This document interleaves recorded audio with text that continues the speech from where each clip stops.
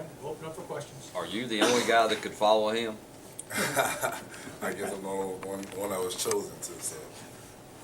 How's it?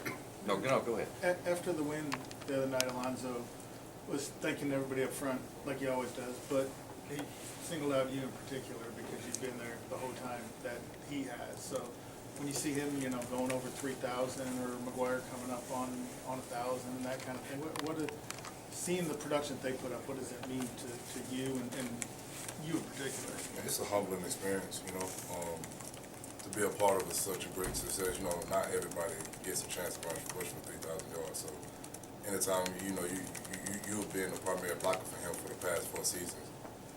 It's a humbling experience, and it's really an honor to even be, in the same category as Alonzo, as far as helping him get the production that he has.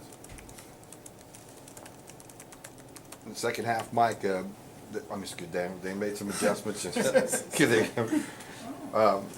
They made some adjustments, and Sherrod Johnson he obviously had a good second half, and Coach said they were taking the defensive ends and looping them in. Talk about a little bit about the adjustments you guys had to make to score those last 2 touchdowns.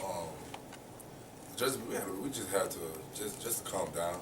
We had kind of got in a whirlwind of the defense. The defense is kind of it's a systematic thing, and if you out of place in any given moment, you're liable to give up or tackle for loss. So it's really, we just had to calm down and just really communicate better. And after we got that down pat, we were able to push back, put in the 2 touchdowns, and to seal the deal at the end of the game. Put into perspective the feeling right now on a 6-game win streak compared to where you guys were team-wise, mindset at the end of a 3-game losing streak. Focus. That's it. Just understanding that, 1 game at a time, that's the only focus point that we can really do. And if we're not focused, we're not where we're supposed to be. So, we just got to have focus and finish out the season the way that we want to finish it out. What similarities do you see in what you've been able to do with the win streak last year and this year? What kind of clicked the switch for you guys? We understood what it felt like last year to lose on the win streak, especially to ULM. And so this year we just had to chunk down and really just get into perspective that we didn't want to go back to what we were feeling last year. So, we just kind of put that into mindset and we just pushed through it. Daniel, talk about not just the 50th start, but all the games here in Lafayette. I mean, we've all grown to know the Quave family pretty well, and it is a family thing. Like Gore said, it's happened quick. What are your thoughts? You get so caught up in, preparing for each game week in, week out that you kind of lose thought of it. And honestly, how special it is. But, now, I guess, 50, hearing 50, it's kind of blowing my mind because it feels like I play 5, But just over the time of years, I guess, you just kind of, it can be emotional because, you really left for a lot of blood, sweat, and tears here. And to know that, the time's coming to an end, it's like a part of you is kind of is always going to be here, for the better. And to know I sacrificed so much for this program, for the university, it's really a humbling experience as well. And I wouldn't trade it for anything. What do you think has made this class so successful?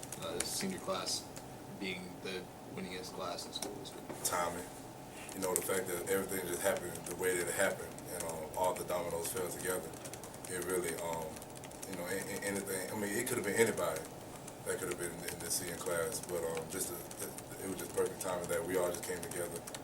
Coach Hudd had came in and brought the different motivation that we had lacked, and it brought a sense of hope as well. And we just kind of took that momentum and just kind of made it what it is today. How important has it? Do you think that the group has kind of a good chemistry that you've been able to kind of build on over the years? Oh yeah, and all that came with just the hope. Everybody bought into the dream, and we all just decided to make that dream a reality. How important has it been, kind of amidst all the rumors and the wins, that Coach Hudd has stayed here and stayed with you guys? How important has that been to the success? It's been very important, because anytime you got your head on straight, your body's going to function as well. So, and to know that he's the head head coach, you know, it allows everything else to get in sync as well. Is it surprising that he has remained here for you guys? Yeah, you know, just throughout the success in the business that we in, you know, and also that's a humbling experience as well, you know, because he had, I mean, I'm pretty sure he has opportunities to lead, and the fact that he stayed, I mean, it speaks volumes of his character. Daniel, have you thought about what your emotions going to be like Saturday night when you walk out there and Mom starts tearing up a little bit? I'll probably be tearing up before her, to be honest. But no, I haven't really given it much thought.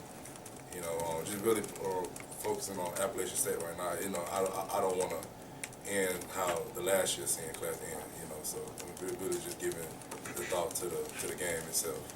Do you have to remind the young guys kind of how far y'all have come as a program, and not everything's really entitled like it may seem to some people? Can you kind of talk about that? They understand. You know, we have a pretty mature team.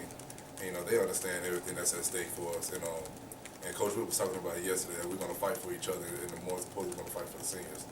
So I mean, everybody. It's not we don't speak on it, but it's pretty much understood that it's still a game that we got to play. And it's not going to be given to us. Do you find yourself enjoying? I know when I talked to you during fall camp, man, it's a grind. But these last couple of weeks, Right. it's almost like you're enjoying. You know, can you Right, talk about right. the approach I mean, at the end of the year? It's just a transition, you know, and the transition started, I guess, during camp. You know, me understanding that it was my last camp. You know, it's just a transition of just a new beginning of something that I'm not used to. But I mean, we just continue to do what we got to do. The principles of life going to take care of everything else. So. One of the more consistent aspects of the team has been the offensive line, and the other was influx in camp, moving guys in and moving guys around. How has the offensive line come together this year? We bonded. You know, we understood before during camp in the summer that if we want to have a successful offensive line, we got to have a friendship and a relationship off the field. So I mean, for us to understand that, we just really took each other in, and we healed it. We healed wounds that we knew that were going to be wounded, and you can only do that through relationship. So we just took care of one another off the field, and all that just translated on the field. Anything else? Okay, thank you. Thanks, Dan. Thanks.